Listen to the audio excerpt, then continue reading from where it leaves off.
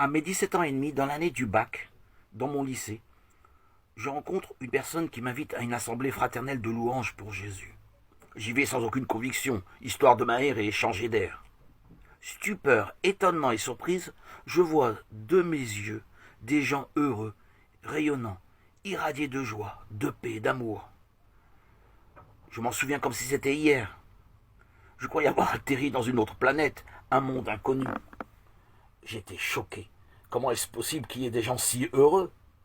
En fait, vous devez savoir que depuis ma préadolescence, je vivais un vide existentiel sans pareil, avec des états chaotiques qui variaient entre états dépressifs, mélancoliques et euphoriques.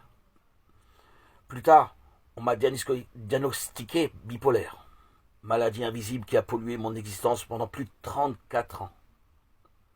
Pour en revenir à cette première rencontre dans ce rassemblement, ma vie bascule. Je décide, je fais le choix de vivre une existence spirituelle. Juif de par ma naissance, j'entreprends d'entrer dans la grande école talmudique d'Aix-les-Bains, d'étudier au Codel, lieu d'études. 2 ans plus tard, j'entreprends d'étudier à l'école talmudique de Mehacharim, le quartier orthodoxe, ultra-orthodoxe au centre de Jérusalem. Puis, avec les années, je prends de l'âge, je suis fatigué. Je rentre en France.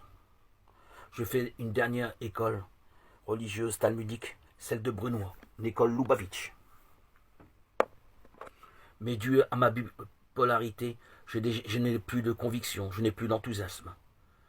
Je poursuis toujours mes prières, mais il me manque l'essentiel, la substance, la vitalité que j'ai trouvée ces gens animés de l'esprit de vie à mes 17 ans et demi. Je suis toujours triste, malheureux, dépressif à cette époque.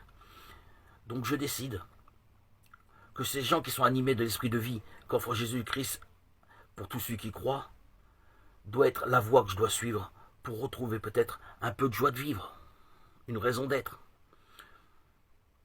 Donc j'entreprends secrètement de lire l'Évangile et je maintiens dans le secret de mon cœur mon amour pour Jésus, pour la parole. Et tout cela en secret. Marié depuis 28 ans, père et grand-père, je poursuivais ma vie dans mon judaïsme de manière tout à fait banale, dans une existence qui alternait entre hospitalisations nombreuses et médicaments à ne plus en finir, dû à cette maladie qu'on appelle la bipolarité. À l'époque, on m'appelait le maniaco-dépressif. J'étais condamné, perdu, désespéré. Je subissais les ténèbres.